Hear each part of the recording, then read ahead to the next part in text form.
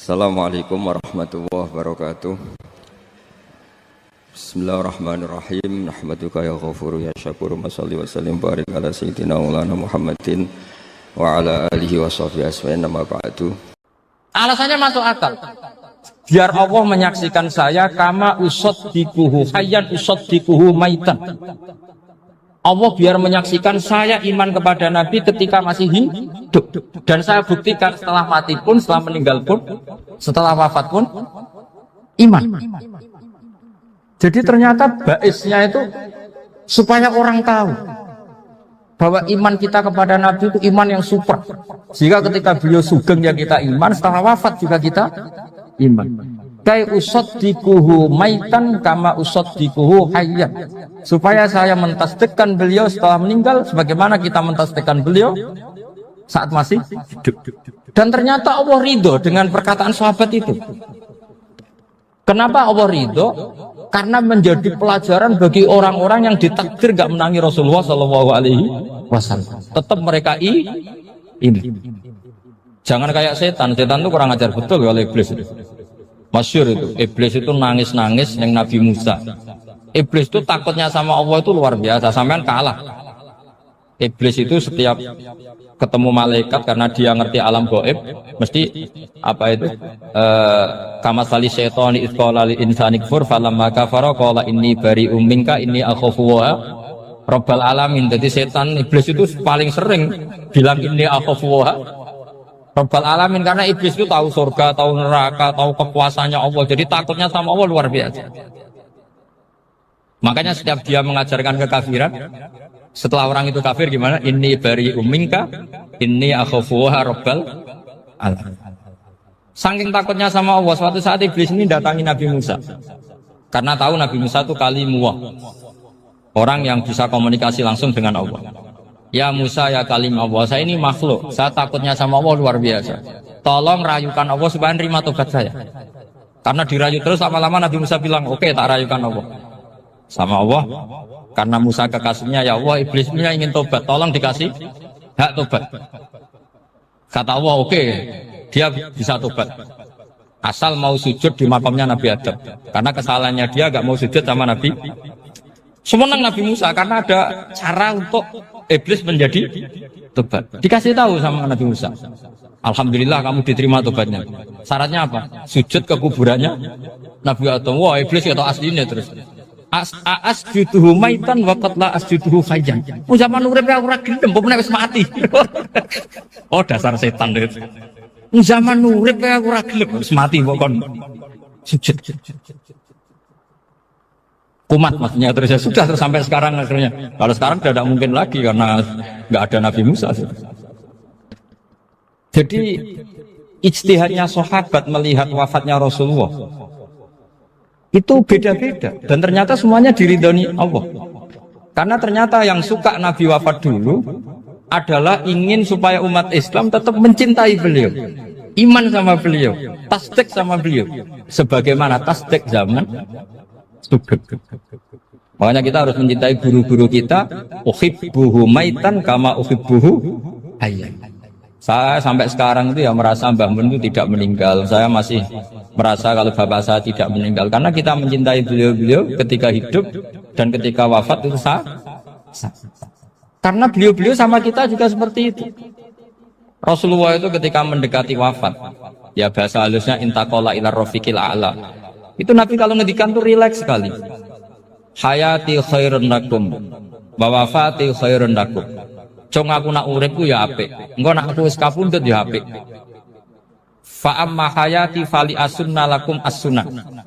Sebagian riwayat fa innakum tuhadditsuna anni wa uhadditsu ankum. Kalau saya masih hidup, saya bisa mengajarkan kamu sunnah, mengajarkan kamu tradisi-tradisi yang benar. Dan ketika aku mati, ketika aku sudah wafat, maka saya jejer Allah, kata Nabi. Saya berdampingan dengan Allah, maksudnya dekat Allah.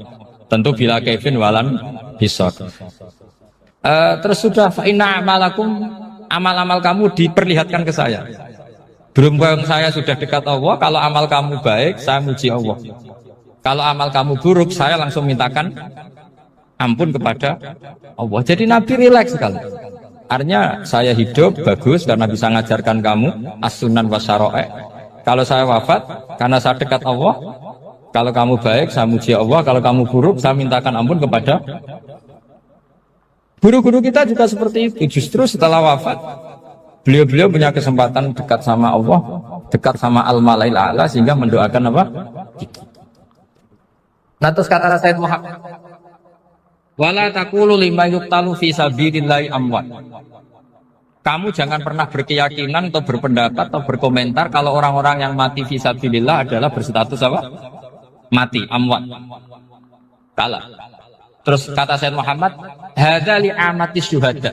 Ketentuan ini bagi umumnya syuhada. Artinya gini, umumnya syuhada saja tidak berstatus amwat.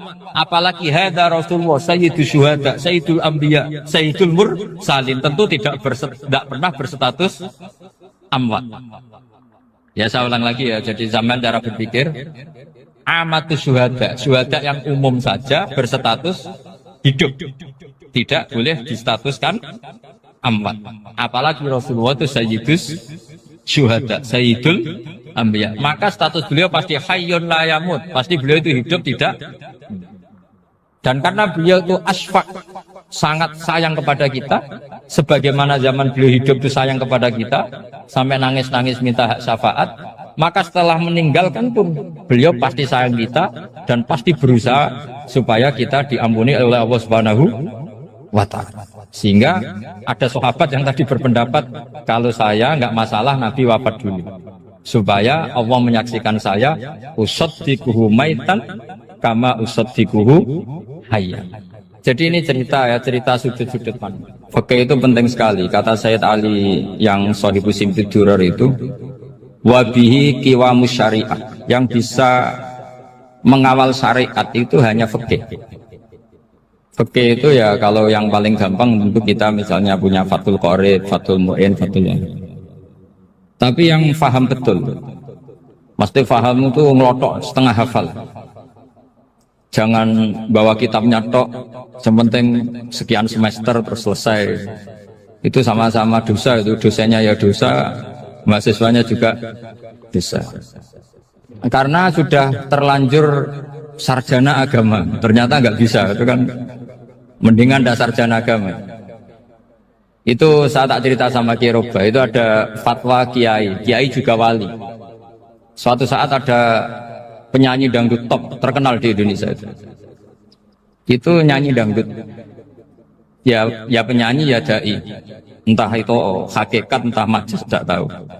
Itu kiai itu fatwanya lucu, kalau kamu datangi dia pas main dangdut masih saya beri izin, tapi kalau datangi dia pas pengajian itu tak larang kan santrinya jadi eskal, ini pas pengajian dilarang, pas dangdutan kok malah dapat izin. Tapi bukan berarti halal ya, dapat izin. Dapat izin kan potensinya bisa karena dilarang lah ya tetap belerot. Terus suatu saat si santri ini setengah wali, tidak wali tapi setengah. Lama-lama itu memahami gurunya. Memahami gurunya, ternyata sirinya begini. Kalau seorang penyanyi yang tidak pernah ngaji, kemudian ngomong agama, itu potensinya itu fadallu wa adallu, sesat dan menyesatkan. Tapi kalau dia sedang nyanyi dangdut, penyanyinya cowok, sama jangan bayangkan dangdut putri, enggak, itu cowok sudah tua lagi. Jadi potensi halalnya ada lah maksudnya untuk. Tapi tidak alat musiknya, orangnya. Tapi kalau dia nyanyi itu paling dosanya hanya nyanyi. Saya ulang lagi ya. Murid tadi akhirnya paham kalau datangi pengajian itu artinya ikrar kalau dia seorang dai atau seorang yang layak ngomong apa? Agama. Itu lebih bahaya karena kita santri, apalagi kita doktor atau MM, terus ngekrori orang yang nggak jelas asal usulnya. Tapi kalau nyanyi kan nyanyi saja. Sehingga itu menjadi fikih. Bahaya terbesar dalam fikih adalah apa? Mengkaji fikih tidak dari ahlinya. Ya saya ulang lagi ya, mengkaji fikih tidak dari apa? Ahlinya. Nah kenapa demikian? Begini, saya beri contoh. Ilmu fikih itu tentu pertama dari Rasulullah SAW. Kemudian bersanad sampai kita, atau kita sampai Rasulullah. itu ngalami sekian ijtihad yang tidak mudah. Saya beri sekian contoh. Dulu Imam Syafi'i itu sukanya sama guru yang miskin, ya, karena rata-rata santri juga miskin. Jadi mesti ngidolakan guru yang miskin, karena sesama miskinnya harus berkoalisi. Tapi akhirnya gurunya Imam Syafi'i itu miskin sekali. Namanya Muslim bin Khalid Az-Zanji itu miskin, Sufyan As-Tsauri miskin, Sufyan bin Uyainah miskin. Setelah ngaji di Medina itu Imam Malik itu kaya. Pas itu Imam Malik sudah kaya. Setiap ketemu Imam Syafi'i dikasih uang. Sampai ketika Imam Malik itu bilang, kamu sudah alim, ilmu saya sudah habis, kamu ngaji sama yang lain. Sama siapa? Kata Imam Malik, orang yang sealim saya sudah meninggal, namanya Abu Hanifah. Tapi dia punya murid, namanya Muhammad bin Hasan Asy-Syaibani, kamu ke sana. Terus Imam Malik datang ke Baki. Dulu Baki itu pasar rental, ya Grab lah kira-kira sekarang. Untuk mengumumkan, siapa kafilah yang mau ke Irak? Kita ya Imam Malik, dibayari sama Imam Malik, ini yang antar ke Irak, ke Muhammad bin Hasan Asy-Syaibani. Imam Malik mulai ngeper, guru saya yang miskin tidak pernah nyangoni, guru-guru saya yang kaya sering nyangoni. Mulai memasalahkan kiai miskin, gitu, kira-kira seperti itu, mulai masalah. Setelah datang ke Irak, di Muhammad bin Hasan Asy-Syaibani itu si Muhammad bin Hasan Asy-Syaibani itu kalau ngitung uang itu di meja tamu. Jadi punya emas lantaan, punya uang. Kira-kira kalau Indonesia punya rupiah, punya dolar, dihitung itu di ruang tamu.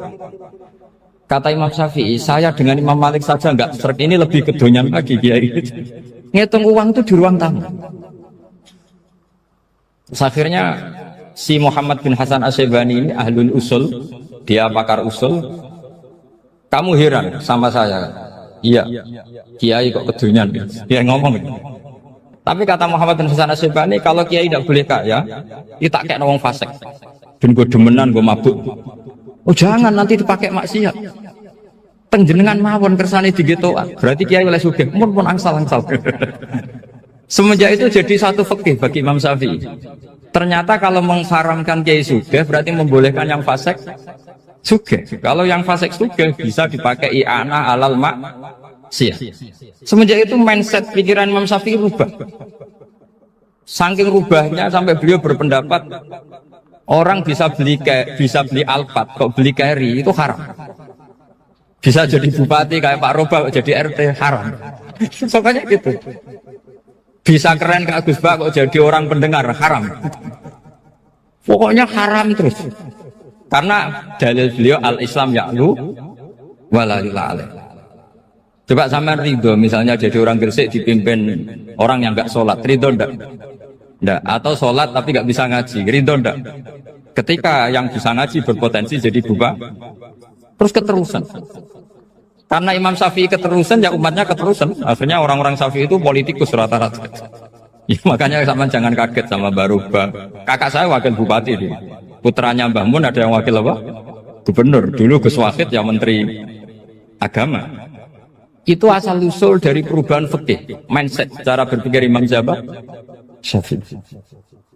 Jadi dulu itu fikih ditemukan itu jelimet, ada perdebatan.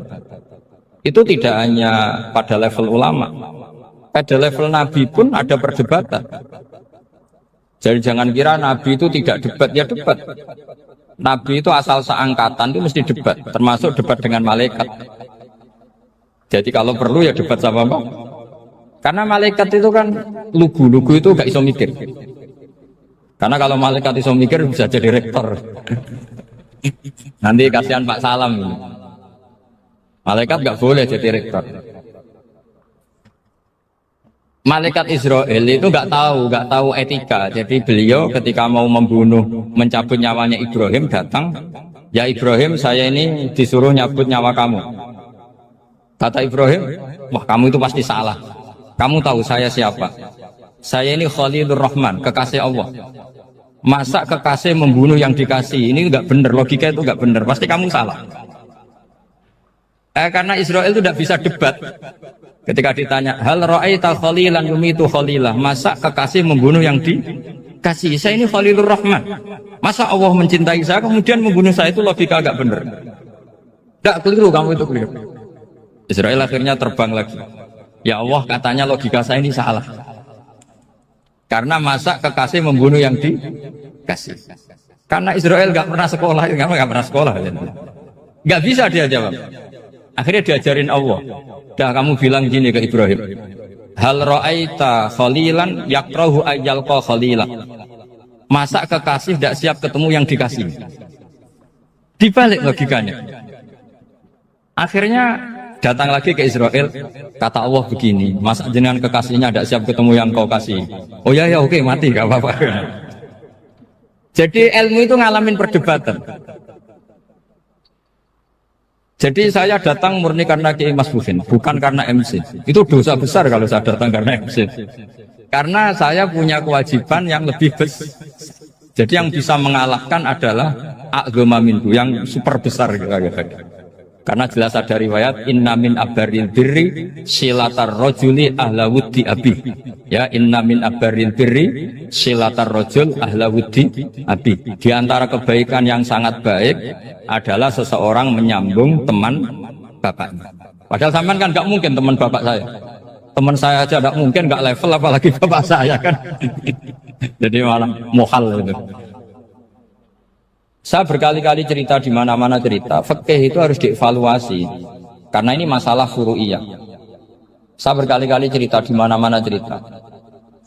Hukum berteman orang fasik gimana? Pasti orang jawab haram karena takut ketularan orang fasik.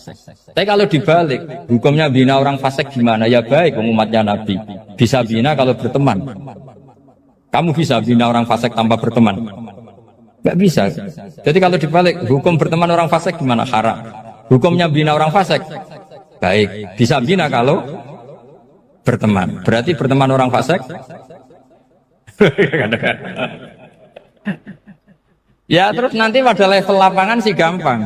Kalau yang soleh membina yang fasik dan yang fasik ketularan yang soleh, maka ternyata kalau yang soleh ketularan fasik ya berarti ternyata buruk. Tapi kan hukum masa nunggu kenyataan kan, jadi nggak hukum.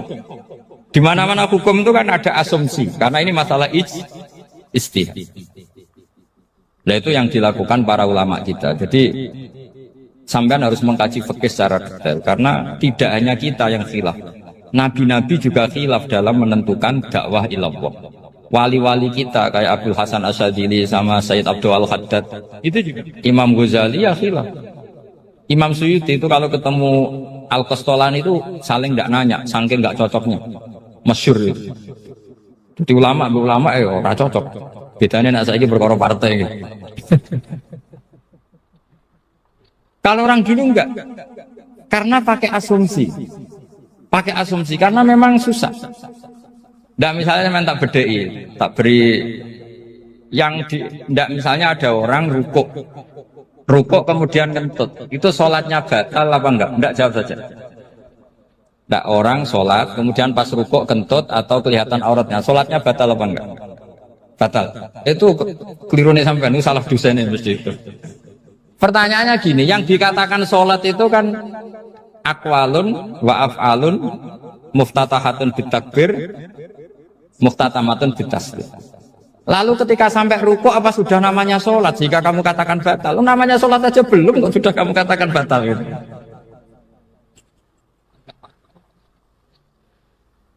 Iya kan? Jadi kalau aku mau sholat pas rukuk ngetut batal atau ora? Mestinya jawaban yang benar, ya ora sholat jadinya gitu. Karena kalau dikatakan sholat, definisinya harus sampai salah. Tapi kan kita nggak mungkin ngomong seperti itu kan, dianggap majnun. Padahal itu yang benar, yang punya kecerdasan. Nah makanya pertanyaannya, fikih itu ngikuti bahasa awam apa bahasa istilah? Kalau ngikuti bahasa awam ya kayak tadi, sholat kok pas rukuk kentut maka batal. Sebenarnya yang batal itu sholatnya apa rukuknya? Nah makanya terjadi perdebatan. Kalau yang pakar-pakar usuli itu salah istilah itu nggak mau.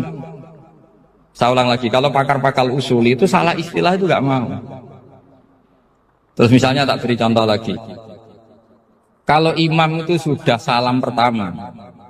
Salam pertama itu yang rukun kan salam pertama.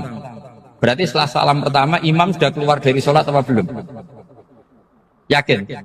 Ada. Sekarang sama tak bedai. Lalu makmum itu kesunatan langsung berdiri apa nunggu imam salam kedua? Enggak, jawab Ustaz. Nunggu salam kedua kan? Nah, itu kriminalnya sampai Anda nafsu itu. Kriminalnya begini. Berarti Anda bergantung sama orang yang sudah tidak sholat. Kata kamu setelah salam pertama dia sudah tidak sholat.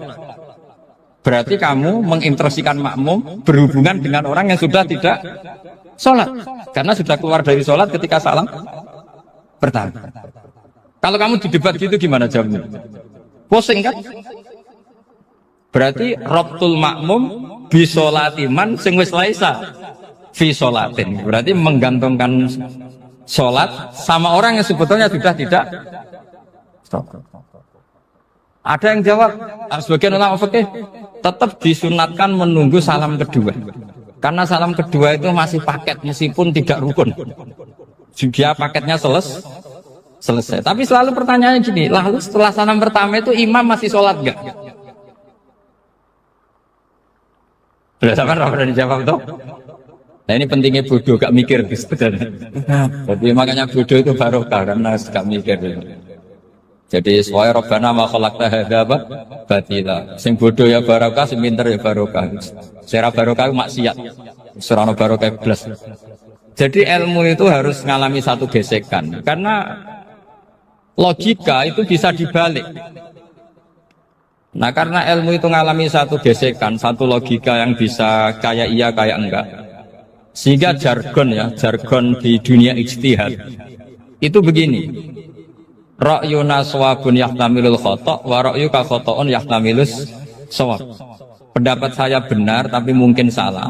Tapi pendapat kamu taruhannya salah dulu tapi yang mungkin benar. Jadi mustahid kalau ketemu mustahid itu lucu. Ngomongnya itu ra'yuna shawabun yahtamilul khata'. Pendapat saya tarifnya benar dulu tapi yang mungkin salah. Kalau pendapat kamu salah tapi ya mungkin benar atau mungkin bisa salah, ya tidak tahu, pokoknya mungkin benar. Nah kenapa demikian? Begini, di luar masalah tauhid, saya ulang lagi, di luar masalah tauhid itu tentu ada masalah-masalah yang sifatnya ijtihadiyah. Ya saya ulang lagi, yang sifatnya apa? Ijtihadiyah. Dan ijtihadiyah ini nggak pernah selesai karena muqtadul hal, konteks kesejarahan maupun konteks kesempatan itu tidak sama. Dulu kiai-kiai itu ngaramkan dasi, ngaramkan celana karena yang celananan yang dasinan itu penjajah.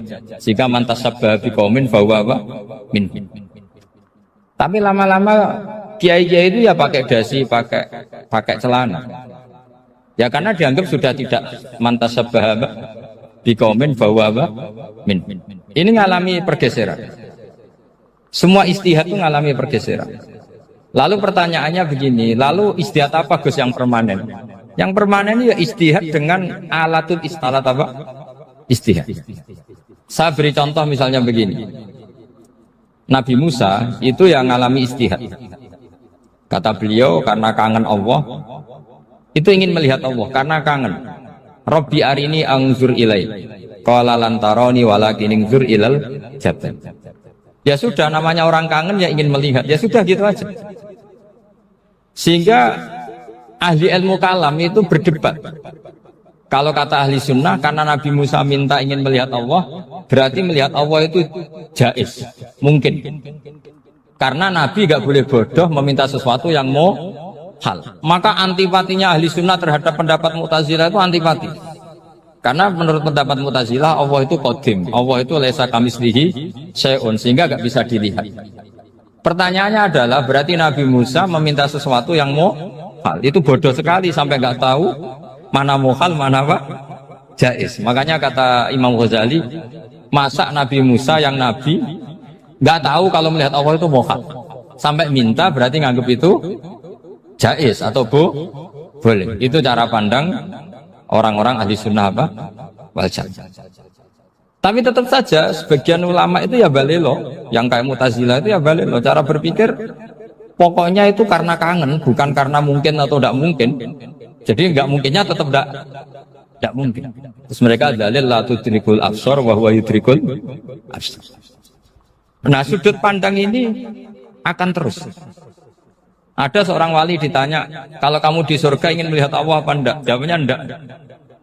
Kenapa? Kasihan Allah. Terus kenapa? Unazzihu dzalikal jamala an-nadhari misli. Saya tidak ridho Allah yang hebat, yang keren, kemudian sing delok terima aku wong resik. Koyok gak ngergani pangeran. Sebenarnya sing delok Allah ben golongane Nabi Muhammad, Nabi Ibrahim, kowe ora usah ngilangi keren. Maksudnya itu. Jadi ada ulama itu jadi wali kalau sholat itu karena di soft belakang. Tapi jangan ditiru. Itu kan nggak lazim ya. Lazimnya kan afdhalus sufuf itu as-saful awal. Ketika ditanya, kenapa kamu kalau sholat di belakang? Cek GR koyok wani suwan pangeran gak ngarep. Aku sungkan dadi kok urip. Kalau sampean kan karena males bukan karena sungkan. Jadi itu artinya rasa ya. Makanya nggak bisa, nggak ada ijtihad itu tidak mungkin karena perasaannya orang itu beda-beda. Itu Sayyid Abdul Al-Haddad itu kalau ngendikan masyhur, man da'a li dzalimin fil baqa faqad ahabba yusawwah fi ardi. Orang yang mendoakan orang fasik masih hidup, gak mati-mati, itu berarti suka kalau Allah dimaksiati di buminya. Wong fasik kelakuannya rak maksiat, nak mbok dongakno mari, itu berarti kamu ingin Allah didurakani terus menerus karena si fasik masih hidup. Tapi kalau Abdul Hasan As-Sadili cara ngendikan gini, kalimatnya persis. Man ahabba alla yusawwahu fi ardi faqad ahabba alla tadhhara maghfiratuh. Orang yang ingin dunia ini steril, gak ada maksiat, maka sama saja berkeinginan tidak melihat luasnya maghfirahnya Allah. Sama-sama wali besar, tapi cara pandang hubungannya dengan Allah seperti itu. Jadi mau tidak mau, ijtihad itu mau tidak mau. Makanya tidak usah dipertentangkan misalnya cara berpakaian, cara apa, yang penting sesuai aturan Islam ya sudah. Karena ini urusan rasa. Urusan apa? Rasa. Itu Syekh Hasan Basri itu sering jagongan sama Rabi'ah Adawiyah. Itu secara fikih salah. Tapi pas itu ulama fikih ditanya, kenapa Anda tidak komentar terhadap dua wali besar yang sering ketemu? Andai kan semua santri seperti itu akan saya halalkan, karena nggak mungkin punya nafsu. Sehingga fikih dulu memang masih asli. Kamu lihat di takrib misalnya, lelaki melihat perempuan itu nggak boleh kecuali sekian alasan. Termasuk boleh itu litaklim karena mengajar, atau lil muamalah. Ini yang mulai masalah. Ada warung kopi, penjaganya cantik, santri-santri ngopi. Ini lil muamalah. Kan kasus ini. Mau disalahkan tuh ada takbirnya, mau dibenarkan ini jelas fasik kan, jelas fasik. Maksudnya sudah fasik sebelum itu ditambah itu, jadi fasiknya permanen. Nah pertanyaannya adalah, kalau kamu ngajar mbak-mbak, kemudian hafal yang cantik yang enggak, itu taklim lin nazar apa nazar li taklim? Itu taklim apa modus?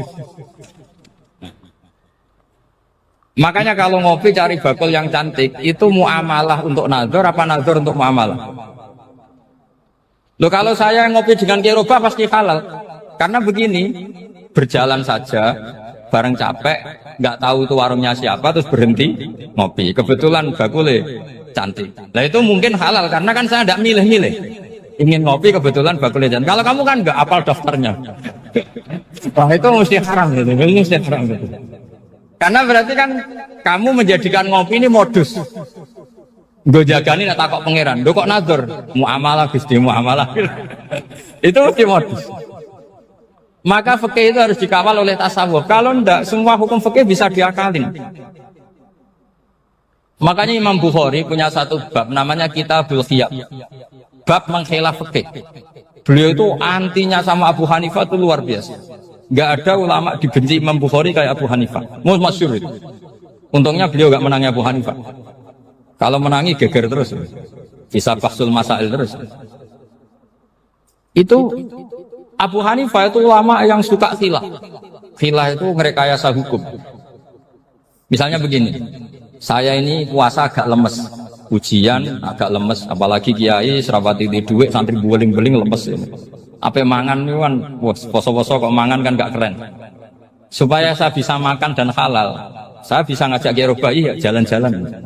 Jalan-jalan nyari yang jarak 2 marhalah, ya sudah, terus bisa makan. Kalau ditanya Allah kok makan, musafir.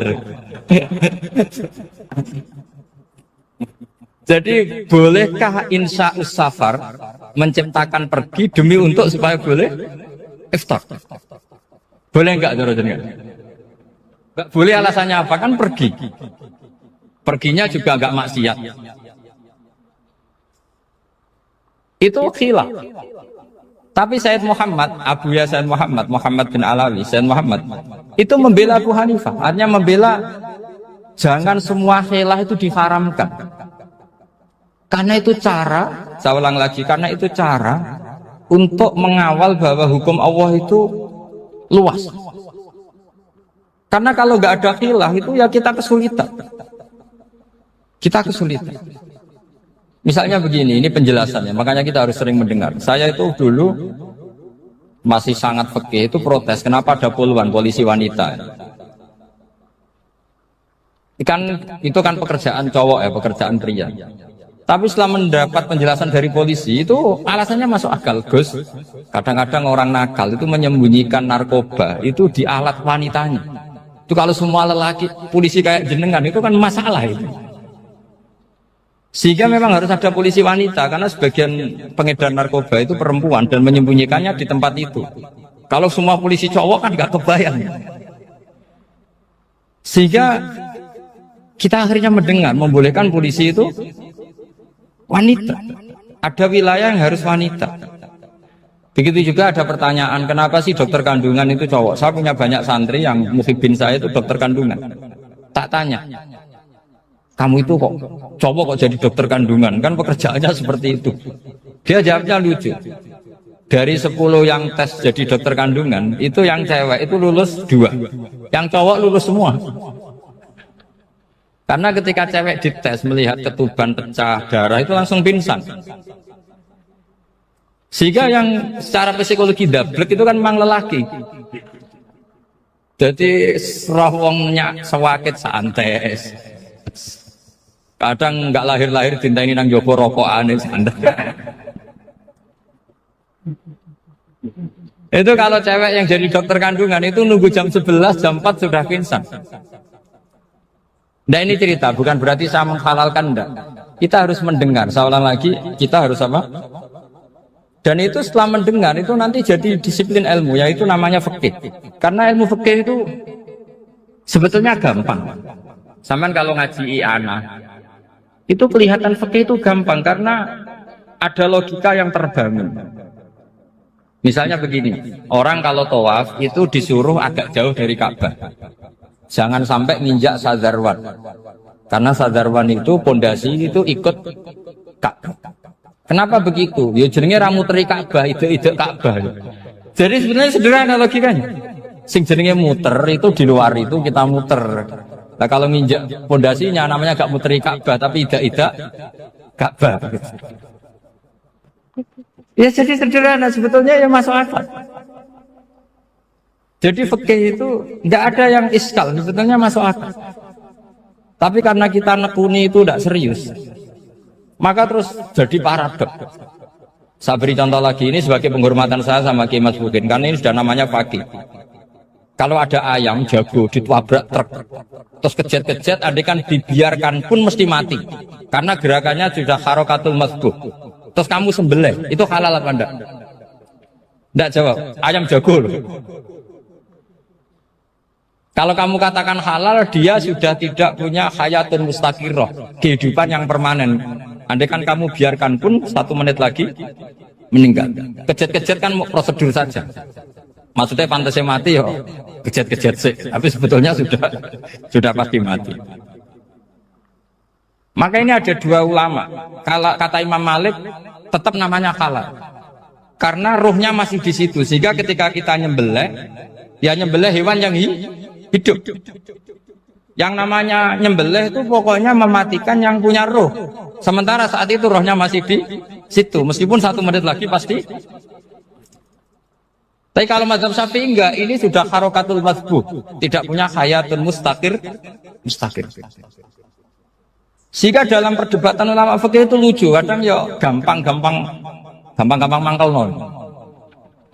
Misalnya begini, kalau ada anak lahir tidak ada amaratul hayat, nggak nangis, nggak bernafas, sunat disolati apa enggak? Siktun itu, siktun sing layas tahilu walayas, langsung lahir langsung mati, nggak ada amaratul hayat. Nggak tahu mikir tuh. Itu tidak wajib disolati. Alasannya, ya kan memang sholat alal mayit kan tidak pernah hidup. Di mana-mana mayit itu setelah hidup mati. Ini kan tidak pernah hidup.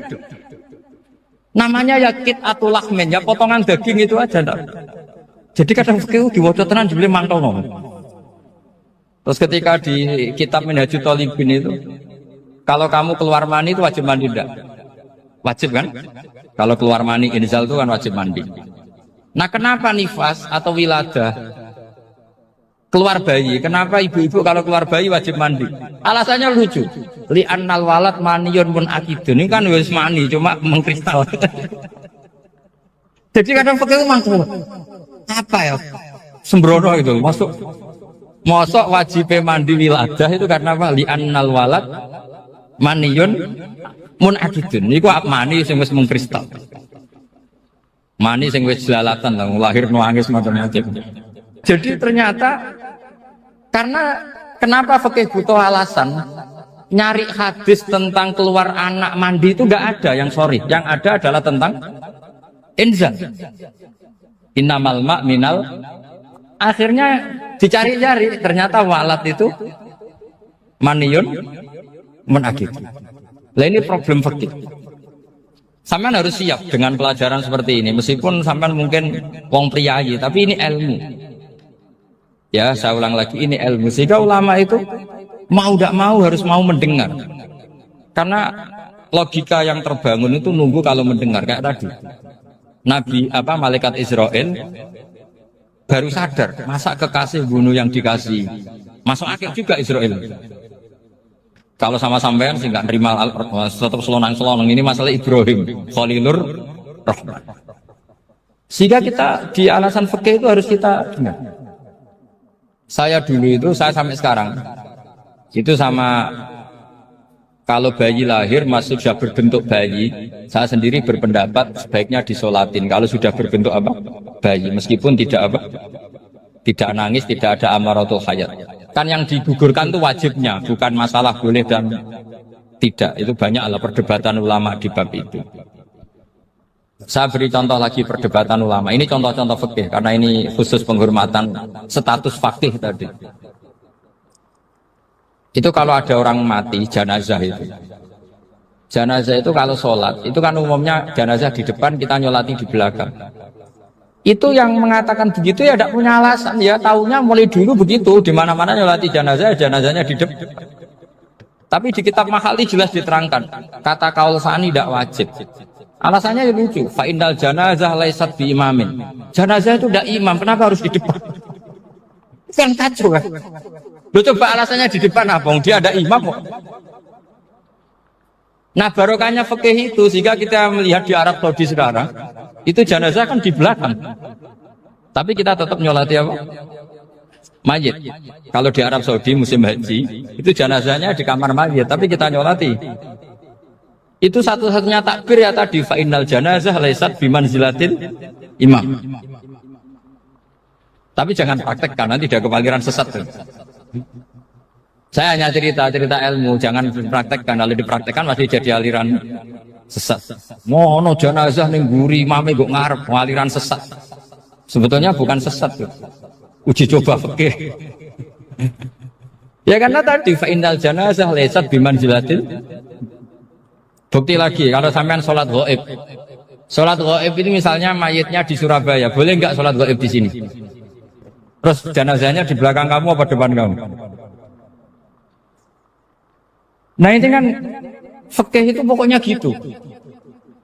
Makanya standar furu'iyah itu susah. Karena perdebatannya itu mirip-mirip, kayak iya, kayak tidak, kayak. Makanya dulu zaman sahabat, ada sahabat itu mencintai Rasulullah. Senengannya sowan. Bukti cinta sowan. Banyak juga yang sahabat bukti cinta Nabi itu tidak pernah sowan. Alasannya ganggu. Kenapa kamu jarang sowan Nabi? Saya sering jamaah sama Nabi, saya tidak pernah sowan. Kenapa? Ganggu. Biar Nabi kalau di rumah sama anak istrinya, saya tidak mau ganggu. Makanya saya termasuk kiai yang gak pati seneng disowani. Karena ya itu tadi. Kalau ngulang seneng saya, kalau disowani biasa. Kalau Kiai Roba itu nilai, nak pernah sepuh jadi rasuan nilai. Jadi beda, saya sering ditilii kiai sepuh. Tapi bahasanya tentu tidak sowan, tapi nopo nilai. Kalau sowan itu maka kan nafkah itu seperti itu. Jadi ada disiplin, di situ ada disiplin ilmu. Yang kadang kita tidak cocok. Makanya Imam Syafi'i sendiri ngendikan, kadang beliau dengan gurunya, dengan Imam Malik sampai ngarang ikhtilafu Malik. Beliau punya data yang beliau itu sedang nggak sama dengan gurunya, yaitu Imam siapa? Malik. Karena mindsetnya itu beda. Tidak sampai misalnya saya tanya, sholat itu harus menghadap kemana? Tidak, jawab saja. Kiblatnya. Ukurannya apa coba? Namanya madhep. Wajah apa dada? Imam Syafi'i milihnya dada. Sekarang praktekkan dalam dialog keseharian. Saya jagungan sama Kiai Roba seperti ini, terus wajah saya begini, madhep enggak? Nah itu masalah. Terus pertanyaannya, madhep dengan dada itu fi sholat apa fil qiyam?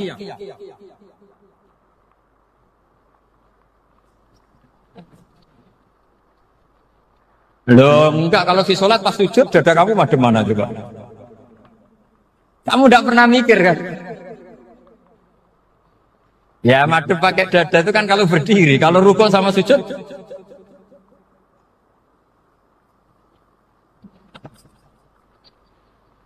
Nah itu ulama itu jelimet gitu. Makanya jarang yang menekuni profesi ulama ini. Karena menekuni proposal banyak, karena memang susah. Jadi ulama itu orang yang cara berpikir sudah aneh. Sehingga mereka detail. Maksudnya menghadap itu apa? Ukurannya kalau berdiri ya dada, tapi nggak bisa kamu katakan atawajjuh bisodri, aturan dalam sholat, fikuli sholat. Pertanyaannya lah kalau rukuk sama sujud, dadanya menghadap kemana aja?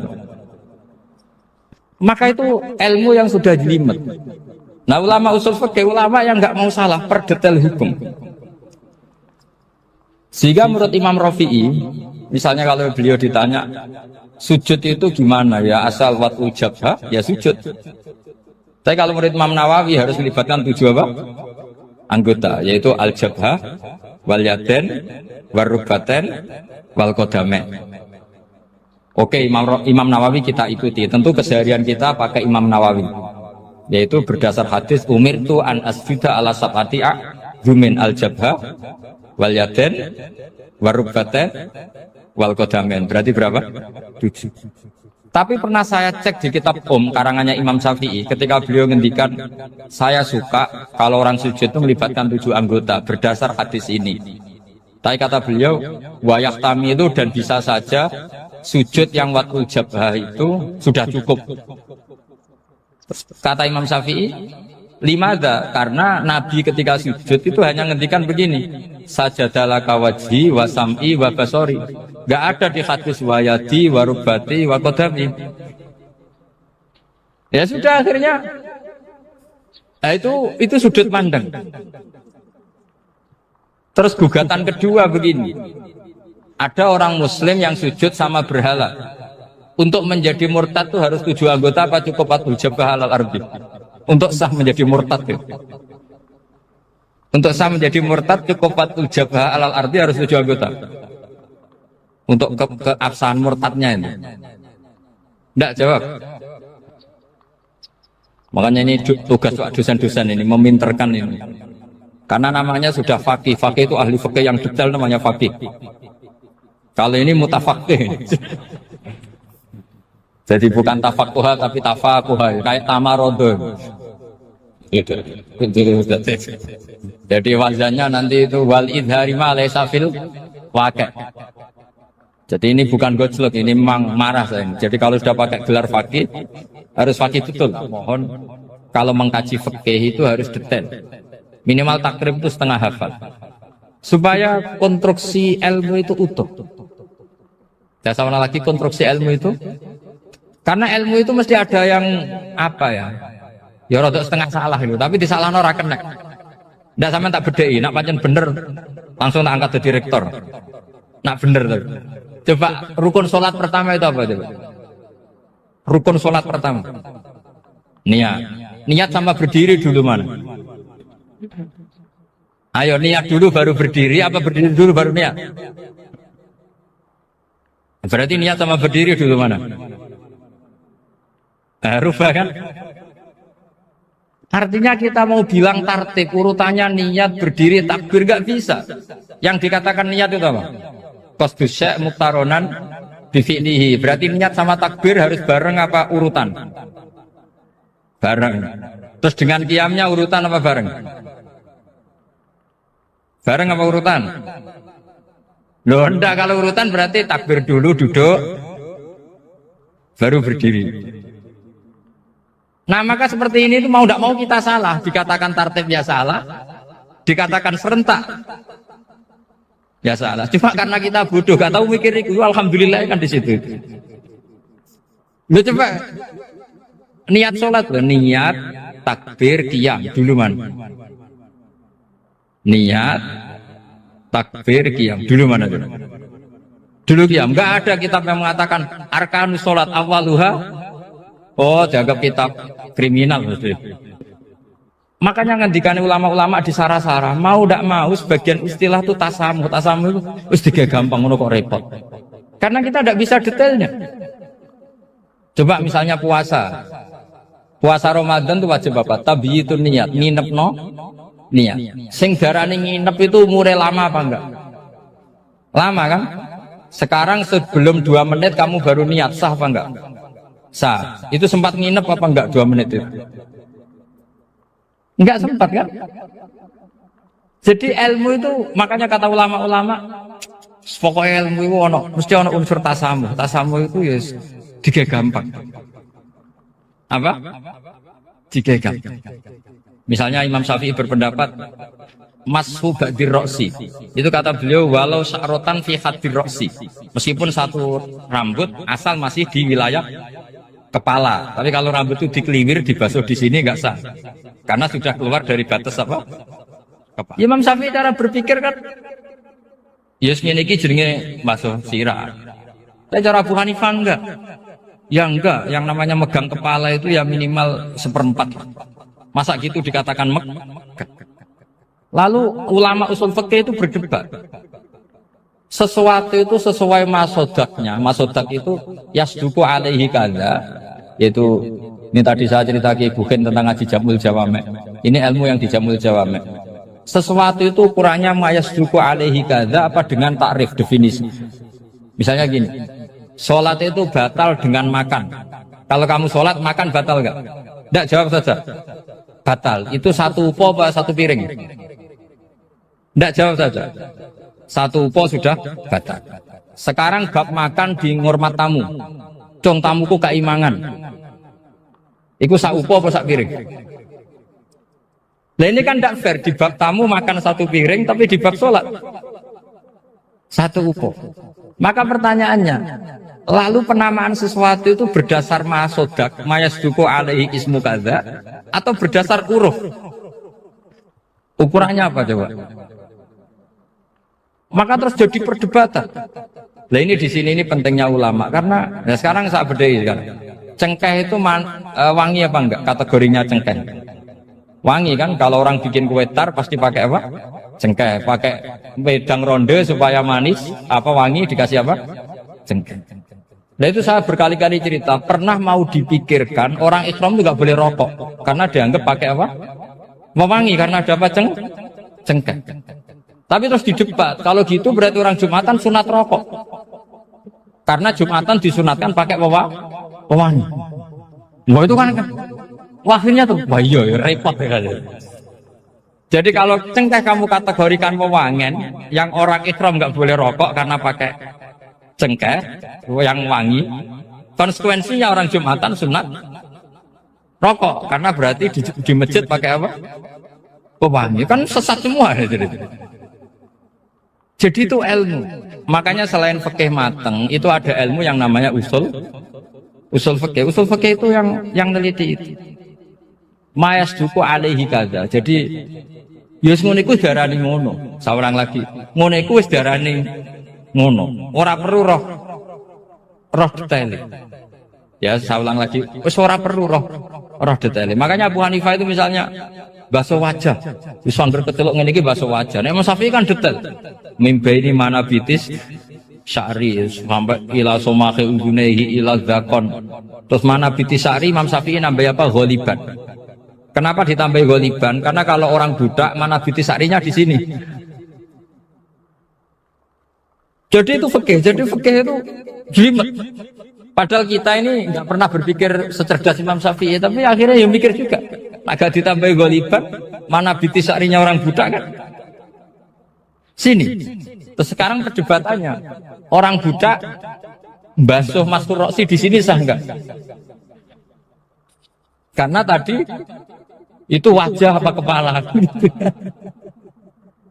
Kan jadi bingung gitu.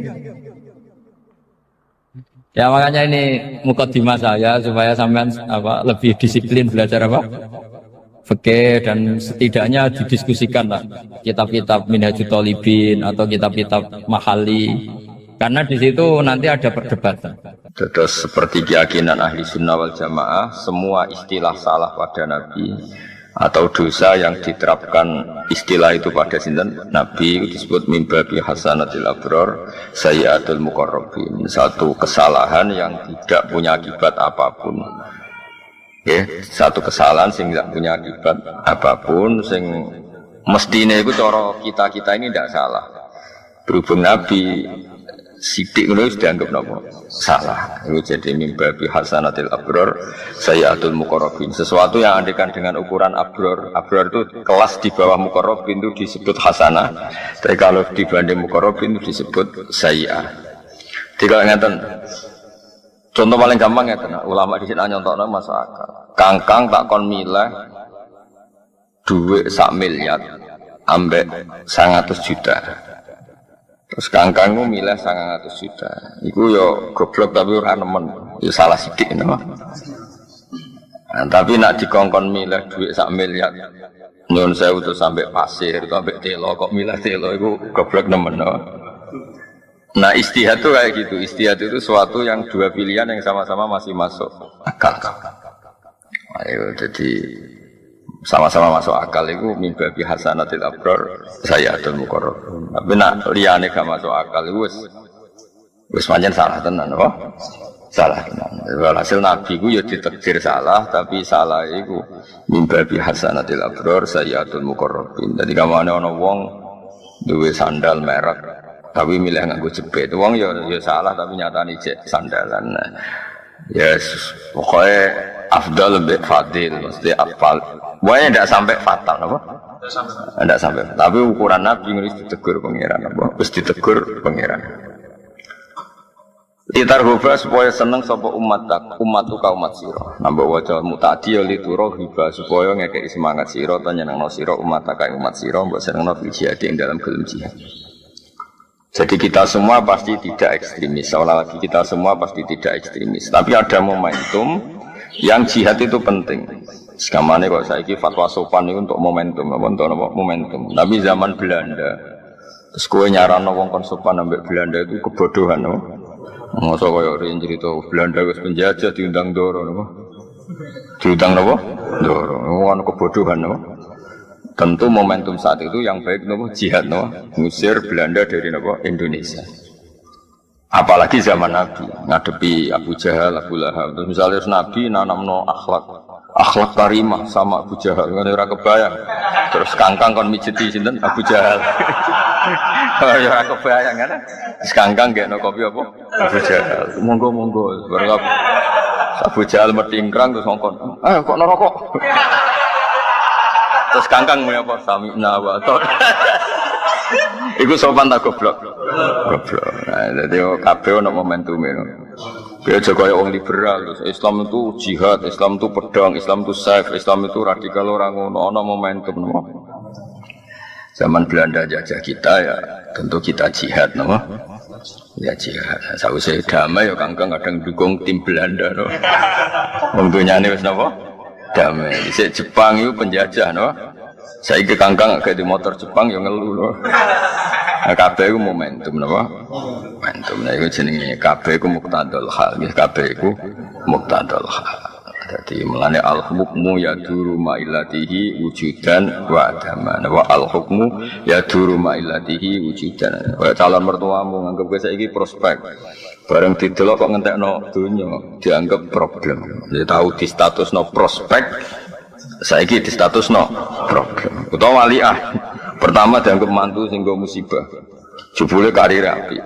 Nah, berarti sangka problem jadi berkah. Utawa zigzag kadang problem. Kadang problem, kadang berkah, kadang problem, kadang berkah. Itu jenenge mantu varian no. Tapi apapun itu kabeh hukum itu ana muqtadal hal. Nabi yo pernah damai mbek wong kafir, nggih nate perang, nggih nate damai lagi. Kabeh iku muqtadal hal. Sebab apa al-hukmu ya duru ma'ilatihi wujudan wa adaman. Jadi al-hukmu te hukum ya duru itu berputar apa hukum ma'ilatihi sertane alasane hukum wujudan baik zaman wujude atau adam atau zaman ora anane.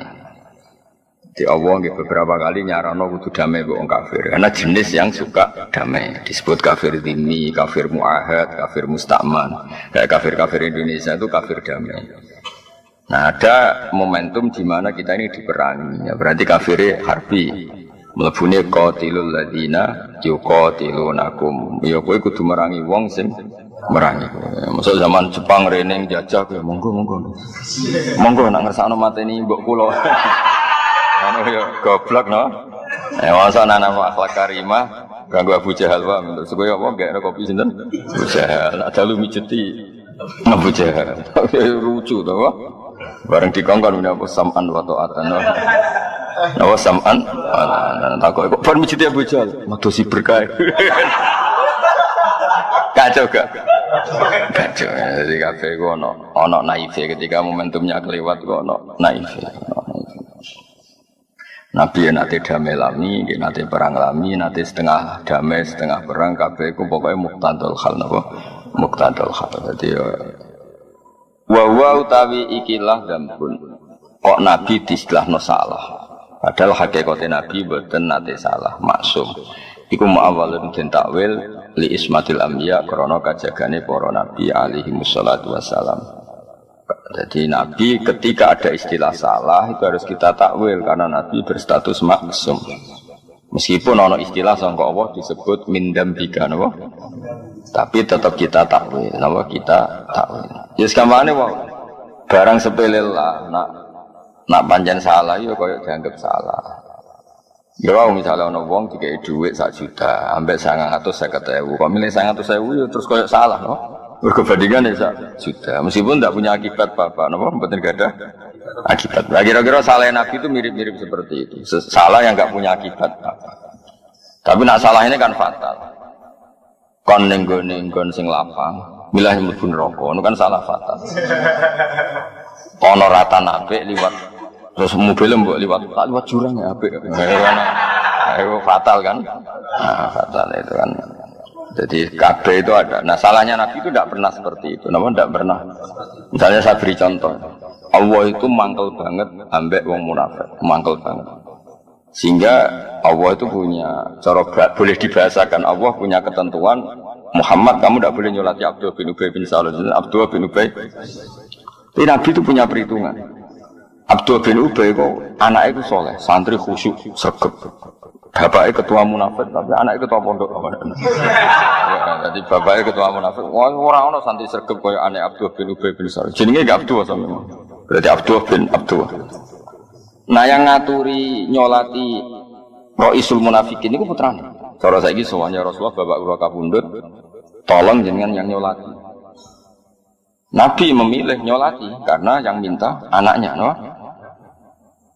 Umar itu milih tidak nyolati. Sampai Umar protes, ya Rasulullah, apa engkau tidak ingat cangkeme Abdul bin Ubay sing ngelek Islam ini? Nabi tetap menjawab, tidak saya akan menyolati dia. akan menyolati dia. Tapi kan ngeten-ngeten sesuai walhasil terakhir pas Nabi sudah di depan jenazahnya Abdul bin Ubay, Allah ngendikan wala tusolli ala ahadim minhum mata abada. Kamu Muhammad jangan pernah nyolati orang-orang munafik. Nah seperti itu sampai sekarang ulama itu anut pendapatnya Kanjeng Nabi. Nah ono wong fasik, ono wong nakalis, tetap kita itu yes, pokoknya tetap apik. Nah baru kayak sikap Nabi seperti itu, satu kampungnya Abdul bin Ubay itu Islam semua. Wong kok apike ngono, mesti elek-elek Muhammad, koyo ngono tetep rawuh ning jenazah Abdul bin Ubay.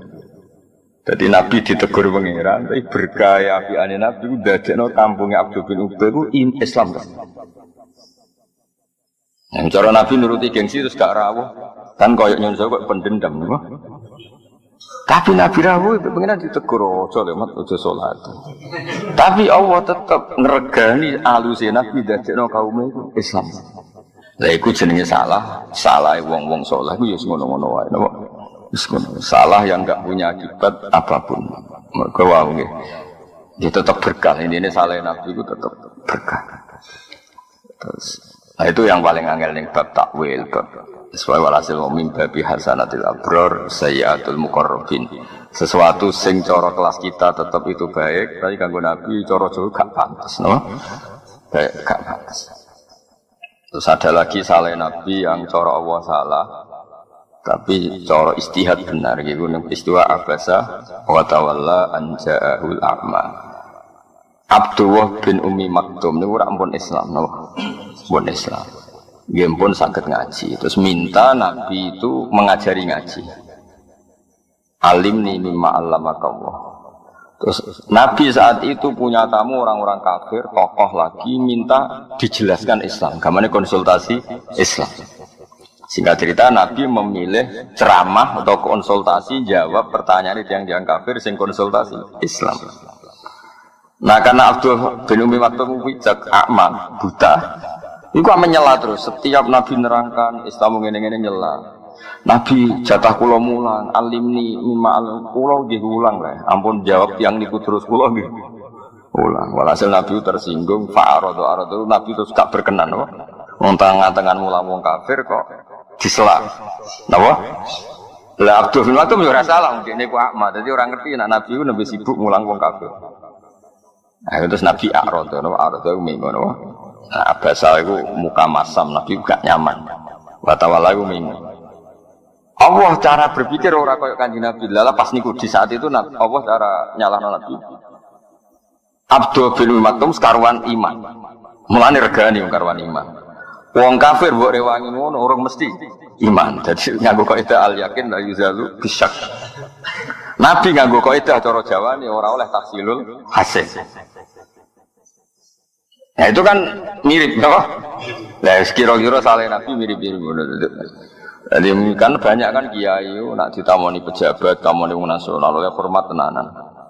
Nak tamoni santri biasa. Mergo senenge wong nasional ning kiai iku pas-pasan. Berarti butuh napa? Servis. Senenge santri ning kiai iku tenanan. Mulane ora perlu servis. Dan itu nyatanya itu yang dilakukan ulama ila yaumil kiamah. Masyhur kan Nabi nak wong sing lagi Islam kan juga banyak no. Sampai sahabat protes kita iman lebih lama tapi engkau tidak ngasih apa banyak. Terus jawab Nabi wong-wong sing Islami pas-pasan ata'allafuhum alal Islam. Paham? Nah, itu masalah istihad, no? Masalah istihad dia mirip. Cara bapak dia nak guyon. Istihad contoh paling gampang ini loh. Wong lu seneng adzan suara apik. Tapi aku seneng suara elek. Kok ben kaget do tangi kabeh. Itu kan mirip yo mirip. Ono kang suarane apik, terus adzan. Kan sing ahli pakar perturuan itu kan koyo diuru-uru no. Sono kang suarane persak ngingatkan kematian. Dan kemiskinan. Terus adzane koyo nada ono gempa. Anda warning dini kaya adzan peringatan apa dini gempa atau prahara kan kesunatannya adzan juga kan ono kang suarane elek raine elek terus spesial nada musibah oh itu kan sing krungu langsung tangi kanal kiamat qamat Napa? Ka'annal qiyamata qoma. Tangi subuh. Ambek di adzan welek dadekno tangi subuh, ambek adzan apik koyo wuru-wuru wong turu. Ya misalnya ono pertanyaan ngono apik. Apik sing elek dadekno wong tangi subuh. Ya, tapi kan ora mungkin syariat kok ngono iku. Syariat kok bela swara elek kan mboten mungkin. Nah, itu masalah istihad. Istihad itu ciri utamanya itu mirip, mirip. Makanya di hukum istihad ana ra'yi shawabun yahtamilul khata' wa ra'yu ka khata'un yahtamilus shawab. Dadi ra'yi te pendapat ingsun shawabun sing bener. Meskipun yahtamilu al khata'a, meskipun pendapat saya itu mungkin salah. Tapi kalau memberi nilai orang lain wa ra'yu ka khata'un, pendapat Anda ini salah tapi yahtamilus shawab. Bisa saja yang benar. Jadi jenenge ijtihad itu masalah yahtamilu apa? Jadi ya itu kayak iya kayak enggak. Nah ijtihadnya Nabi juga gitu. Kadang yang nyunsau tentang Abu Bakar, tentang Umar. Tapi orang niat lama karena kayak iya kayak orang, apa kayak iya. Kayak tadi Umar nentang Nabi ketika badhe nyolati Abdullah bin Ubay bin Salul. Abu Bakar dukung. Nabi milah pendapat ya. Pangeran bener Umar. Tapi tetap secara istihad sing dilampahi Nabi itu sing dibenerno secara istihad ila yaumil kiamah. Pangeran yo maklumi ya serapi piye pangeran yo senenge ana Nabi ini istihad ya seneng. Katalah cerita-cerita mirip-mirip seperti itu banyak. Ya mirip-mirip seperti itu banyak. Terus masalah yang terkenal gitu abasa wa tawalla. Itu mulai guru-guru kita mbek wong nasional ngomong sing senenge kiai pas-pasan kan lebih memberi servis timbang mbek kangkang sing senenge kiai wis permanen, paham ya? Niku otomatis napa? Otomatis. Iku mirip napa abasa wa tawalla an ja'ahul a'ma. Tapi nyatane Kanjeng Nabi ditegur pangeran. Tapi yo setelah itu Nabi begitu terus sesuai ijtihad. Dan setelah itu nyatanya sama Allah dibiarkan dan dibenarkan. Itu nunjukno ya negara wae ra akibat apa. Wah ya negara wae kan dia akibat apa. Itu jenenge wa muawwalun ismatil anbiya. Dan itu ya tidak semua kesalahan itu akibat fatal. Ya sekali kangkang. Sakjane cara teori sing dadi imam iku apik sing paling apik. Apik sing paling misale kangkang yang milih sing wis umur, ahli fikih sing ngene-ngene. Tapi kalau itu terus-menerus akan jadi keangkuhan. Wong mau diimami wong sing sak ngisore akan melahirkan keangkuhan. Mulane Nabi nanti ketika sallu khalfa mangqala la ilaha illallah. Tapi melihat imam itu ketua delegasi, jebul imamnya culun. Ketua supir panglima kok culun kan ya lucu. Nah lho ngono imam harus sempurna no. Karena imam domin sing nanggung Fatihah nak salah di imam sing kok nak ono sahwi piye imam semuanya itu dibebankan imam jebule imame culun. Misalnya kan repot no. Nak ndelok iku nggih repot. Tapi nak ndelok ben ora angkuh no. Sae imam sak kecekele iku sae. Nyatane Abdul bin Umar nate makmum Hajjaj bin Yusuf gendho-gendhone wong Hajjaj bin Yusuf. Berapa tragedi perang sing gara-gara Hajjaj bin Yusuf orang biadab betul Hajjaj. Tapi Abdul bin Umar nate makmum Hajjaj. Wis diceritani Imam Syafi'i. Makanya terus ono istihad. Nah, kula piyambak imam sak kecekel wae. Kok kowe nak pulang kampung nak nganggo standar ideal ono wong tuwa Fatihah ra bener. Ono sing nompah poh. Wan terus repot, masa apa imam koyo pilkada, no? Mereka nyeleksi, no? Iki unggul neng afkoh tapi jeblok neng akro. Iki neng akro apik tapi asan cek cilik. Iki nom tapi menang nasab. Iki menang nasab tapi kalah akro kan terus seleksi kan panjang, no?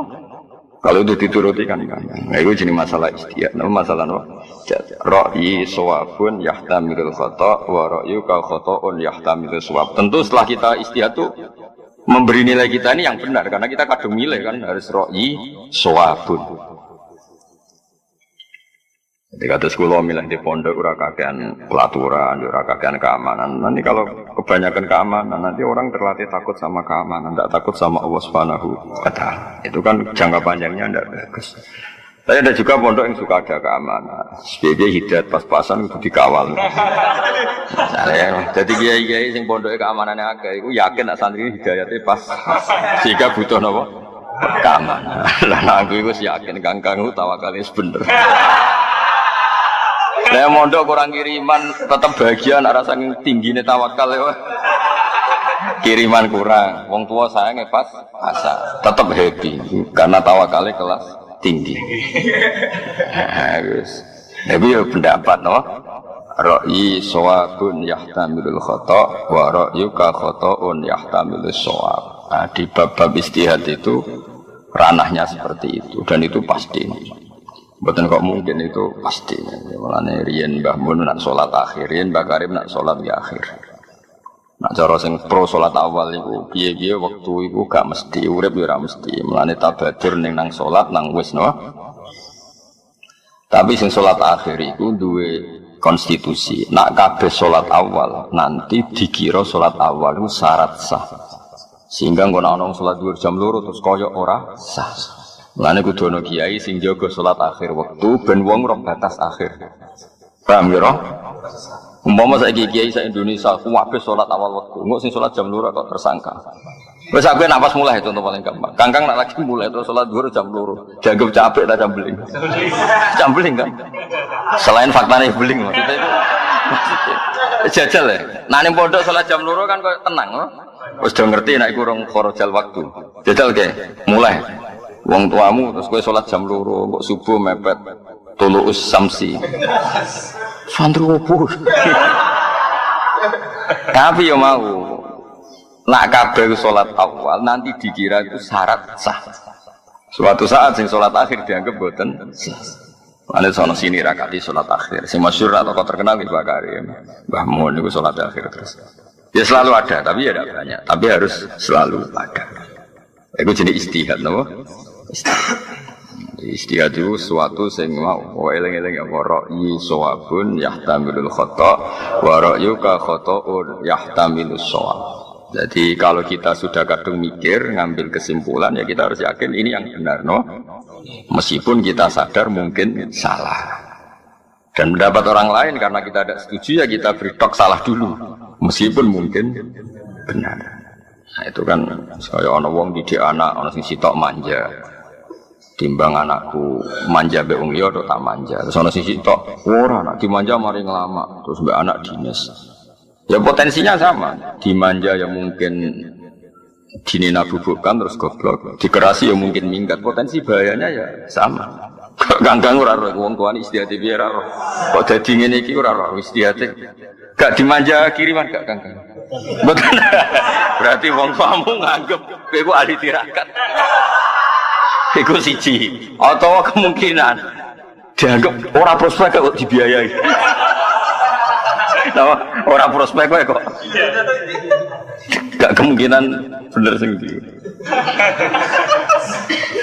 Wis wae istihad iku. Ora roh cara berpikir wong tuamu ora. Ya ora kepengen roh. Ora panutanku. Ya tapi semua nabi yang disalahkan Allah iku murni masalah apa? Istihad. Tidak kena disalahno. Kayak Nabi Musa niku keras. Bareng kaum menyembah pedet niku mulai nyun sewu nabuki Nabi Harun urip murid kowe dadi kiai piye ana nyembah anak pedet kok mbok bar tekem caramu dadi kiai piye ngamuk ya juruhu ilaih napa suruh tapi ngamuk mbak pokoknya ngamuk saking ngamuke iku kitab Taurat itu dibanting. Cara Quran Islam Taufik bahaya Nabi Musa itu. Wong kitab suci kok dibanting hukumnya bahaya gitu cara iki. Wa alqal alwaha wa akhadha fi ra'si akhihi yajruhu ila. Warang dene kan. Nabi Harun kakak lebih sepuh. Barang diuring-uringi Nabi Musa dibuanting Nabi Harun tenang. Qala ya ibna umma la ta'khud bi rihiyati wala bi ra'si. Inni khasyitu an taqula farraqta baina bani Israil. Nabi Musa muring-muring pangeran seneng. Mosok ana umat sing nyembah anak pedet Nabi Musa teko santai. Teko ngerti umatnya sesat, misalnya nyundau cara kangkang tetap ngopi, terus tenang. Pangeran kan terus, ini Nabi opo roh kemungkaran kok tenang-tenangnya Nabi opo kan ngono. Mulane Nabi Musa dipuji pangeran walam maroja Musa ila qaumi ghadbana marah besar kan ya ora lucu misalnya mulai umatnya nyembah pedet terus Nabi Musa teko tenang. Dikabari ini nembe do nyembah pedet tenang, tetap ngopi, sarapan tenang. Kan ya lucu Nabi. Tapi bareng muring-muring nyalahno Nabi Harun, pangeran ya tersinggung ya nyalahno. Isam kok muring-muring. Wong sing ngongkon kowe uzlah 40 dina iku sapa? Nganti do nyembah anak pedet kok tinggal uzlah. Akhirnya seneng ae. Lah ya ngene, lah Nabi salah ngene iku. Misale ra muring-muring awake nyalan. Piye Nabi jeng ngono barang hak diinjak-injak kok meneng ae. Ya salah. Muring-muring. Kowe ku sing ngire, sing ninggal dakwah kok sing teko-teko. Muring-muring. Ya, ngomong Nabi ya dibarok ora penting no. Napa? Ya kira-kira Nabi nyalano, disalano pangeran bab sing bab ijtihad napa? Jadi mimba bi hasanatil abror sayyatul muqarrabin. Di semua, saya ulang lagi no, di semua perilaku Nabi nak cara lahir dianggap salah niku muawwalun napa? Muawwal ditakwil mergo ismatil anbiya. Mergo kabeh nabi iku maksum. Ya maksum ya sudah maksum. Paham kabeh di semua. Kau Nabi Ibrahim nanti jalukno sepuro bapake, padahal bapake cara lahir itu kafir. Jadi salah nabi pengiran, wong kafir ibu jalukno sepuro. Tapi kok misalnya Nabi Ibrahim kok mangkat mbek bapake ku ajarane sapa? Wong kok ambek wong tuane kok ngono. Iku sing pengiran ngono. Pengiran hobine ora ambek nabine iku. Ya sekarang kena dipantau ya faluma biasa. Pengiran ya terserah pengiran. Misalnya Nabi Ibrahim kok pertama wangkot mbek wong tuane kuras, disiplin mbek wong tuane misale cara lahir kafir, itu salah no. Ajarane sapa wong tuane keras. Tapi bareng apian nemen-nemen nganti istighfar. Sing ngongkon sapa? Lah terus Nabi wis apa dawuhe mengkane wa ma adri ma yufalu bi wala bikum in atabu ila ma yuha ila. Pada akhirnya itu hubungannya dengan Allah itu ubudiyah itu ya ubudiyah merasa tidak tahu, merasa tidak siapa-siapa. Mau anut apa sing diperintah Allah Subhanahu wa taala. Itu sudah paham ya. Terus itu masalah-masalah istihad, masalah-masalah apa istihad. Mana Nabi sering diutus Allah kan ngendikan wa in adri la'allahu fitnatul lakum wa mata'un ilahin. Dunia sing terkait sosial itu aku ora roh. Mun sing bener masalah sosial itu bukan masalah agama, masalah apa? Sosial. Kabeh iku fitnah, kabeh iku ujian. Tadi Nabi itu sangat dekat dengan keluarga. Wa anzir ashiratakal aqrabin.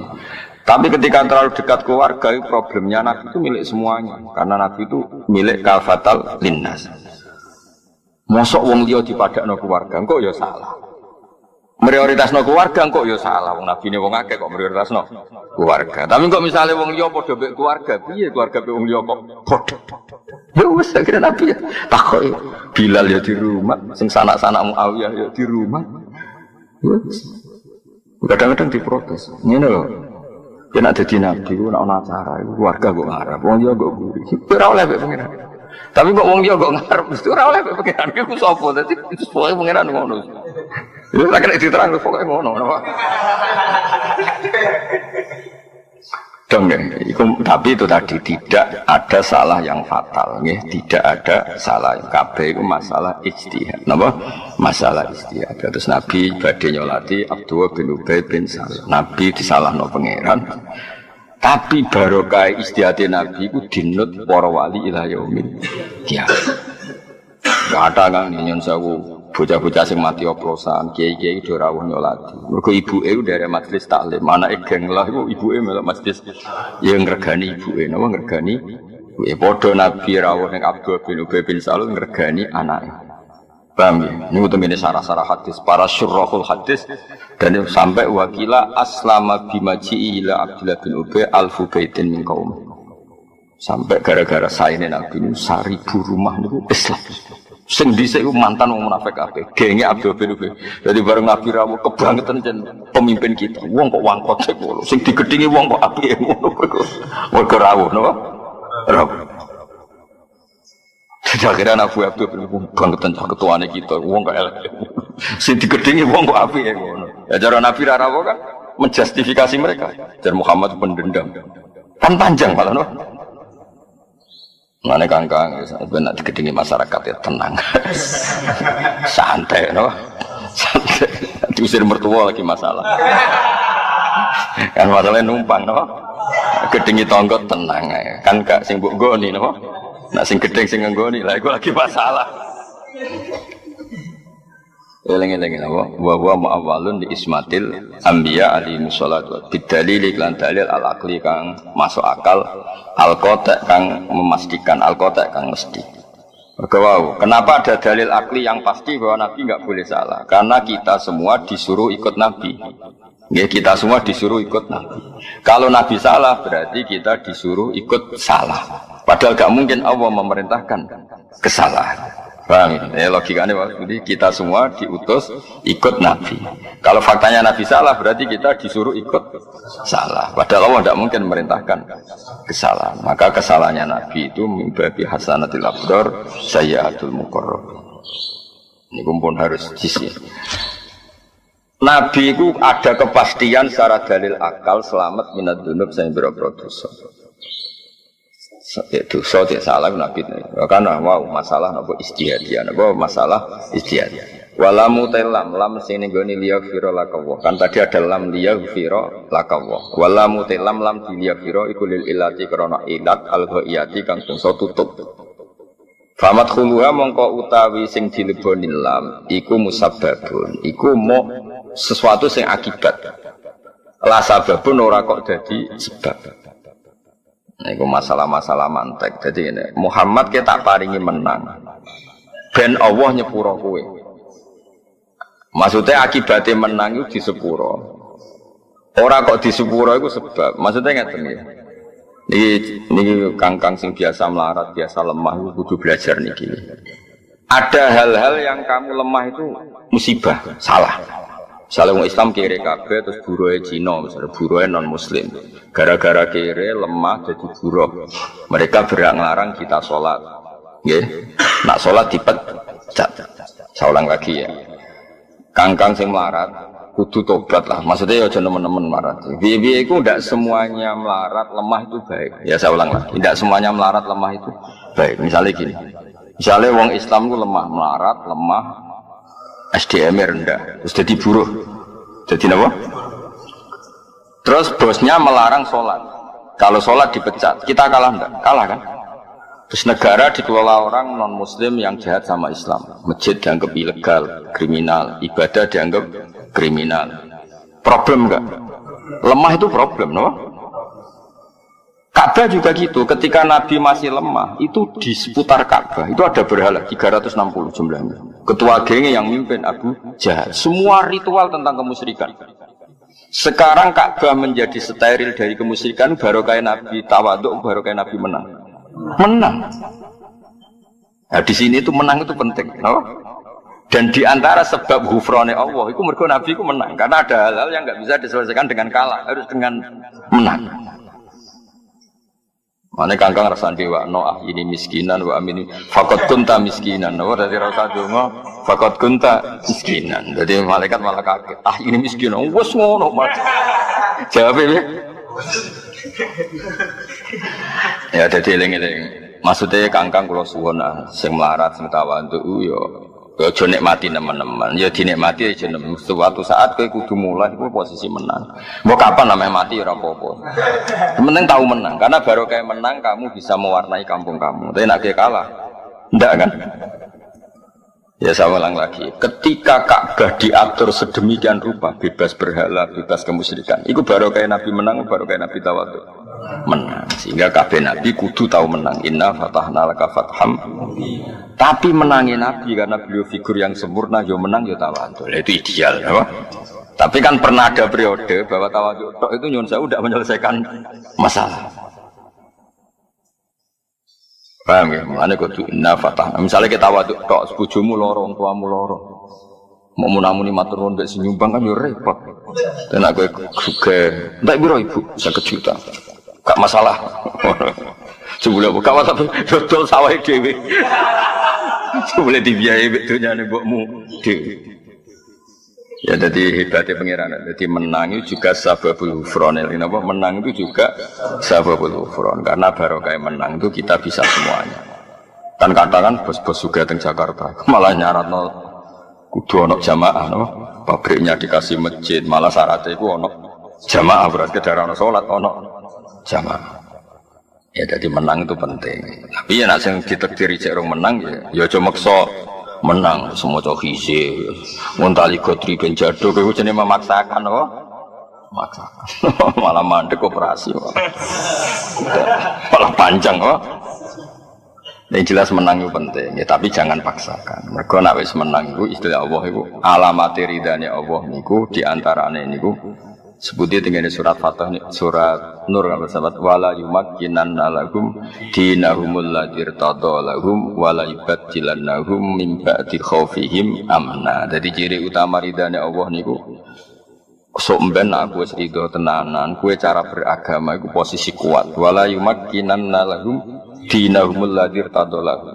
Kayak di Indonesia itu kan orang sholat nyaman, pengajian nyaman, nggak ada yang berani nggak. Itu sudah ada tamkin, apa? Ada kekokohan. Tamkin itu kokoh, nama. Mulane tanwin darane mutamakin amkan. Kalau ada isim kok nerima tanwin, itu mutamakin amkan. Dia isim yang solid. Karena ciri utama isim itu adalah nerima tanwin, dan dia masih menerima tanwin. Berarti keisimannya sempurna, nama. Beda dengan isim yang ghairu munsharif itu mutamakin ghairu amkan. Isimnya enggak jelas. Ciri utama isim nopo tanwin kok dia ini mau nopo uang masalah. Nanti ada nih baru munsor, rodok-rodok apa bener munsor itu. Nah, di antara ciri ridane Allah wala yumakkinanna lahum dinahumul ladzi irtada lahum. Jadi agama itu dikasih kokoh. Wong ngaji nyaman, wong salat nyaman, wong dakwah nyaman. Intinya gue menang itu dua sisi sing dadekno di sepurane Allah. Mergo dadekno kemenangane agamane Allah Subhanahu. Tapi aja dadi teroris, aja dadi ekstremis. Menang sing koyo teng Indonesia koyo wali-wali. Glunak-glunuk sawangane sewantai, tapi ujug-ujug Indonesia mayoritas muslim. Ya santai wali-wali santai. Sedana tanggane dolanan gong ya tenang. Tapi ngerti-ngerti dirubah saiki ora nuthuk gong, nuthuk kenthong. Wali ku rileks tapi mbok ujug ngrubah. Saiki rame netok ae gak gawe perubahan. Rame netok ora gawe perubahan. Ya eling-eling apa wala yumakkinanna lahum dinahumul ladzi irtada lahum wala yubaddilannahum min ba'di khaufihim amna. Mulane menang itu sababul ghufran. Apa menang itu di antara sababul ghufran. Jadi kena menang malah liyaghfir laka Allah ma taqaddama. Tapi tadi ya jangan dipaksakan, apa jangan dipaksakan. Wa yutim malan nyempurnakno sapa Allah. Bil fathi kelan kemenangan al-mazkuri kang den sebut nikmat wa nikmate Allah in amahu tegese nikmate paringe nikmat Allah. In amahu tegese paringe nikmat Allah berarti idhofatul masdar li fa'ilihi wa idhofatul masdar li fa'ilihi. Kan gak mungkin menane ngene wa yutim malan nyempurnakno sapa nikmat nikmat ing Allah. Allah di posisi menerima. Oh sembrono ya. Kafir halus ngono ngono. Lah ya masa Allah posisi al-mun'am sing diparingi nikmat. Tentu Allah al-mun'im napa? Berarti apa? Nikmatahu ing nikmate Allah. Berarti Allah posisi fa'il. Mulane digenti in amahu napa? Ing oleh paring nikmat Allah. Imam Suyuti sange ra percaya niku kowe. Mergo nek nikmatahu kuwatire nikmate Allah. Mosok Allah entuk nikmat. Terus digenti napa? In amahu. Allah nyempurnakno paringi nikmat ning alaika ing atase sira. Wa dia lan nunjukna sapa wa ka ing sira bihi kelawan ikilah fathu kemenangan mriki. Siratan ing dalan tarikan tegese dalan mustaqiman kang jejeg. Ya iya kan gara-gara Nabi menang kan bisa bikin aturan. Sekarang yang tawaf enggak boleh telanjang. Dulu Abu Jahal CS dia aturan sing tawaf kudu telanjang. Kacau semua sistem kacau. Yang menjadi tidak kacau karena Nabi itu menang. Karena Nabi menang bisa bikin aturan loh. Nah, bisa bikin aturan, bisa ngatur baru kayak menang, baru kayak tawadhu. Menang. Harus menang-menangan. Ya kayak gue lah misalnya kayak kumpul mertua menang, duit wekmu, mobil wekmu, apa wekmu. Kan iso ngatur. Bar magrib deres. Ibu-ibumu sing geng motor kon deres. Tapi nak gue motor nyileh. Jadi kabeh pengajian ngenteni ibumu gak nggo motore nggo. Apa pengajian ngenteni bar ibumu urung teko. Gak sudah pengajian kan. Wong nyileh, no? Wong loro-loro, no? Tapi nak gue sing menang ning omah iku bar magrib ora oleh nyetel TV. Deres. Ojo, keren kan, no? Geng motor rubah geng pengajian. Keren, no? Ibemu wedi mungkin kono bensin gue, motor wekmu, uang jalan ya gue. Tapi aku sing numpang. Ribet kan? Jadi kalah ya repot. Noah, jadi sing iso nggawe barokah aturan iku menang. Iso wae diagabihi siraton etongikon mustaqiman. Ai sabitu kadir sing ngukuhno sapa wae kang sira alaihi ala sirat al mustaqim. Alaihi ing atase siratal mustaqimah utawa alaihi ala siratil mustaqim. Wa wa ta siratal mustaqim iku dinul Islam iku agama Islam. Ya tapi saya ulang lagi dia menang ojo dipaksakan. Tapi kena apa nabi ku kok kudu tahu menang supaya iso ngatur dunya napa. Tapi nak kalah terus kan mboten saged ngatur. Mulane kabeh nabi ya tahu kalah tapi akhirnya mesti menang. Wa nuridu an namunna 'alal ladzina sutifu fil ardi wa naj'alahum a'immah. Jadi orang-orang yang pernah dilemahkan itu suatu saat tetap wa naj'alahum a'immah, tetap suatu saat tak dadekno pemimpin. Mergo barokah wong saleh mimpin iku aturan sesuai sing dikersakno Allah Subhanahu. Kados Indonesia. Setiap alun-alun mesti ana masjid, masjidnya nggih bersih, paham nggih? Jamaah nggih tertib. Iku barokah menang. Napa barokah? Mbok menang lewat mayoritas, mbok lewat apa, pokoknya menang.